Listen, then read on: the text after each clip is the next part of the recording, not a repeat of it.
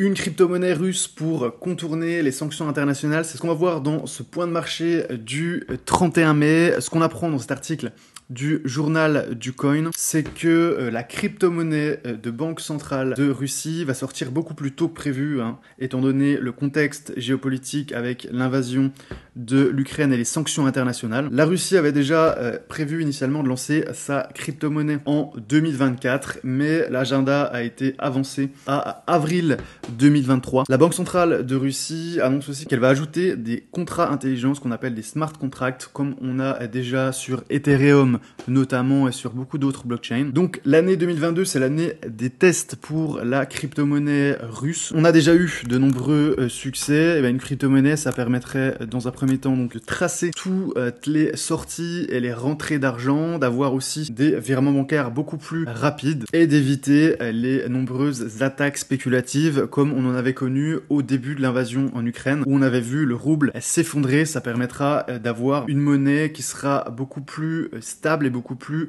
sécurisée. Donc la Russie est clairement prête à utiliser les paiements en crypto-monnaie pour contourner les sanctions occidentales, mais pour l'instant, la priorité de la banque centrale russe, c'est d'utiliser une monnaie nationale de banque centrale pour aider la Russie dans ce bras de fer économique et financier qui l'oppose actuellement aux États-Unis et à l'Occident dans son ensemble. Toujours plus de crypto-monnaies en Amérique du Sud. On a l'exchange Huobi qui a racheté Bitex. Alors Bitex, c'est un des plus gros exchanges en Amérique latine. Les crypto-monnaies ont un énorme succès en Amérique du Sud. On a notamment l'utilisation des crypto-monnaies qui a augmenté de 1370% entre 2019 et 2021 d'après Huobi. Et au niveau mondial, on a le Venezuela et l'Argentine qui sont à la 7e et à la 10e place de l'indice mondial d'adoption des crypto-monnaies. Coinbase aussi s'intéresse beaucoup à cette région, c'est la région la plus dynamique en termes de crypto-monnaies. On reste en Amérique du Sud avec un article de Cryptos qui nous annonce que 12% des Argentins auraient adopté les crypto-monnaies pour se protéger de l'inflation. Il faut savoir que c'est un pays où les citoyens se détournent énormément du système bancaire. On a seulement 29% des adultes qui détiennent une carte bancaire. Les Argentins ont très peu confiance en leur système financier, en leurs politiciens. Et ils utilisent donc les crypto-monnaies de deux manières. La première manière, c'est en recevant de l'argent de la part d'un membre, souvent de leur famille, qui est expatrié. Certains vivent uniquement de ces... Et la deuxième raison très importante, c'est l'inflation. Il y a une inflation qui est absolument incontrôlable, notamment en Argentine, mais aussi dans beaucoup de pays d'Amérique du Sud. L'Argentine, c'est 36% d'inflation par an sur les 10 dernières années. Imaginez les prix à la consommation qui augmentent de 36% par an chaque année pendant 10 ans. La monnaie locale, le peso argentin, vaut 200 fois moins qu'il y a 20 ans. Donc ça veut dire que quelqu'un, par exemple, qui avait fait des économies toute sa vie, qui avait laissé son argent sur son compte bancaire et qui avait 200 000 euros il y a 20 ans, aujourd'hui, avec ces 200 000 euros, il a un pouvoir d'achat équivalent à seulement 1000 euros. Donc pour protéger leur épargne, les Argentins ont recours massivement notamment au Bitcoin, mais aussi aux stablecoins comme l'USDT ou l'USDC. Donc l'objectif principal de ces Argentins, c'est avant tout de protéger leurs économies, et c'est pour ça qu'ils utilisent les crypto-monnaies. C'est peut-être quelque chose qui va d'ailleurs nous arriver en France, vu le taux d'inflation qu'on connaît. OpenSea qui lance un nouveau protocole de marketplace NFT pour redorer son blason, annonce OpenSea. On sait qu'on avait eu de nombreuses controverses, notamment concernant les frais qui sont assez élevés, avec de nombreux piratages de NFT. Ils viennent de dévoiler une nouvelle fonctionnalité, donc c'est un nouveau protocole, une nouvelle place de marché pour acheter et vendre des NFT de manière sûre et efficace. C'est un protocole qui est complètement open source, c'est-à-dire que tout le monde peut voir le code, tout le monde peut faire des propositions, c'est en ça que c'est très intéressant. Ce protocole appelé Seaport, il a déjà été audité par 2 entreprises, sans qu'aucune vulnérabilité majeure n'ait été découverte. Et on a déjà de très bons retours de la part de développeurs, notamment de la part de Jet Jadeja sur Twitter, qui a dit que c'était l'un des meilleurs répertoires Solidity, c'était le meilleur qu'il n'ait vu. Solidity, c'est le langage utilisé pour coder des smart contracts sur Ethereum. Donc c'est un protocole qui va permettre d'avoir un développement participatif avec une communauté de développeurs et d'avoir une grosse optimisation au niveau des coûts de gaz et les coûts de transaction qui sont très importants sur Ethereum. Donc on le voit, OpenSea qui essaie de redorer un petit peu son blason en apportant de l'innovation, en apportant une plateforme très sécurisée et en s'ouvrant aussi à la communauté. C'était la critique majeure de cette place de marché, c'était sa centralisation. Là, on a vraiment une place de marché très ouverte en open source, donc les possibilités sont illimitées. On passe sur Ethereum avec toujours le journal du coin qui annonce peut-être un rebond sur Ethereum avec un rebond technique à 2300 $. Vous voyez qu'on a un beau support au niveau des 2300 $. Par contre, on verra par la suite que les acheteurs ne sont toujours pas revenus sur Ethereum, qu'on n'a aucun signe de reprise sur Ethereum. On s'est juste posé sur ce niveau des 1700, mais il n'y a clairement pas de rebond technique comme l'annonce le journal du coin. On le verra un peu plus en détail dans la partie consacrée à l'analyse graphique. Le coup de gueule du jour, il vient d'un article donc de Cryptost qui nous annonce que l'écosystème Tron est en train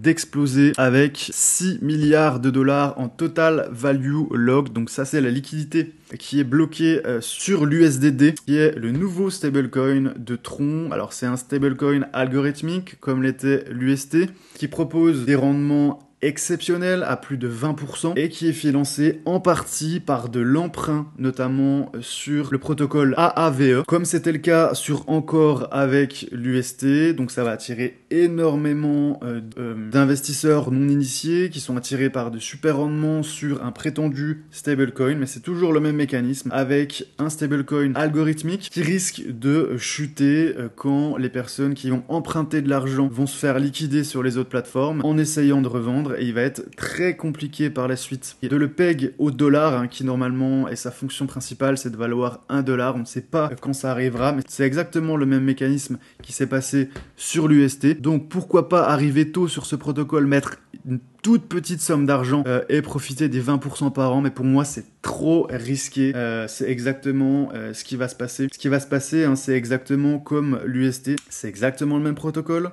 Donc faites attention aux placements qui vous proposent 20% sur soi-disant du stablecoin, sur des crypto-monnaies stables. 10% c'est déjà énorme, 20% ça devient très risqué. Et encore plus évidemment si vous empruntez de l'argent en collatéral pour investir, là ça devient vraiment n'importe quoi. Du côté de Twitter, on a Rodolphe Stéphan qui nous a fait un trade sur l'Ethereum et qui explique que d'après lui, l'Ethereum devrait arriver à 1600 $ très rapidement. On a eu ce rebond sur l'une de ses moyennes mobiles et donc il est haussier sur l'Ethereum. On en parlera juste après. On a beaucoup de personnes qui sont haussières sur l'Ethereum. Pour moi, c'est encore trop tôt. Les acheteurs ne sont toujours pas revenus. En termes de psychologie, le Fear and Greed Index remonte légèrement. On est sur les 16. Hier, on était à 10. On est toujours dans l'extrême peur, mais on voit les marchés qui petit à petit reprennent un petit peu de couleur. La psychologie, il est tout à fait possible qu'on sorte petit à petit de cette extrême peur et qu'on remonte sur des niveaux de 20 voire 30. Sur 24 heures glissantes, on est dans le vert sur le top 10. 5% pour le Bitcoin, 2% pour Ethereum, 2% également pour le BNB. On a Cardano à 17%, Cardano qui est en feu sur 7 jours glissants, on est à 22% de hausse, XRP 4%, Ripple 4% également, et Solana plus 0,8%. Donc les marchés dans le vert en ce début de semaine. En termes de secteur, je vous le dis, Cardano depuis 7 jours, quasiment 20% de hausse sur 7 jours. On a des thématiques aussi comme le Metaverse qui ont connu une belle hausse, 9% sur les dernières 24 heures. Et on voit que tout ce qui est yield farming et DeFi reprennent, c'est bon signe. Ça veut dire que l'appétit pour la spéculation commence à reprendre, c'est un indicateur haussier. Allez, on revient sur les graphiques avec pour l'instant ce double marteau. On revient, on en avait parlé hier.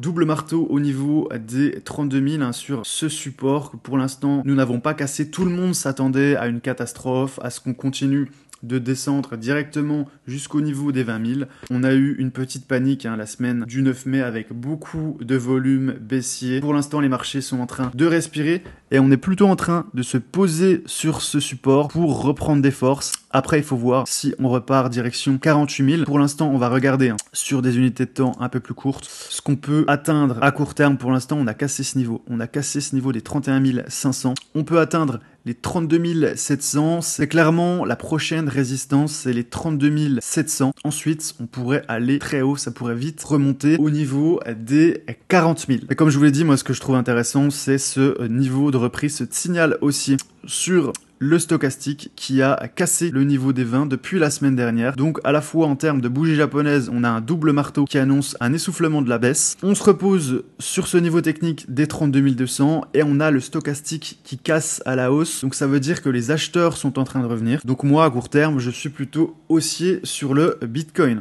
Sur l'Ethereum, c'est un petit peu plus compliqué. On a vu que même sur les dernières 24 heures, on avait eu un rebond moins intéressant que sur les autres cryptos. On est retombé sur ces niveaux qu'on a eu entre mai et juillet 2021. Le RSI est toujours sur les plus bas, on est toujours en dessous des 20. Les acheteurs ne sont pas là sur l'Ethereum. Donc quand j'entends rebond sur l'Ethereum, pour l'instant, on a peu d'acheteurs et peu de volume. Le VIX est en train de descendre. On est toujours sur entre 25 et 30. C'est en train de descendre petit à petit au niveau des 26, cet indice de volatilité sur les actions. Les actions d'ailleurs, donc ce matin, on était pas mal baissier sur les séances européennes. On a perdu 1,4% sur le CAC et 1,2% sur le DAX. Mais on a quelques bonnes nouvelles qui nous viennent des États-Unis. Hier, c'était férié et aujourd'hui, on a ouvert avec une belle petite hausse, notamment sur le Nasdaq. On a le Dow Jones en légère baisse et le S&P qui fait du surplace. Mais le Nasdaq a 0,5% de hausse après cette magnifique bougie. On est venu retaper ce support et là on est en train de repartir assez fort par le haut. On va voir ce que ça donne en 15 minutes. En 15 minutes, c'est très beau, hein. Vous voyez qu'on est retombé sur le niveau qu'on avait cassé des 12 500 pour mieux repartir. On a même cassé ce point haut du 31 mai 2022. On est en train de confirmer en 15 minutes. On vient de confirmer. Ça sent plutôt bon pour cette séance. Sur le Nasdaq, notamment les valeurs technologiques qui sont en train de rebondir, donc c'est plutôt positif aussi pour le Bitcoin. Pensez à mettre un like si vous avez apprécié cette vidéo, pensez aussi à vous abonner si c'est toujours pas fait et à télécharger le guide pour investir en période de crise. C'est un cadeau que je vous fais, je vous mets le lien juste en dessous de cette vidéo, vous avez juste à rentrer votre email pour que je vous envoie cette formation vidéo et on se retrouve demain pour un nouveau point de marché.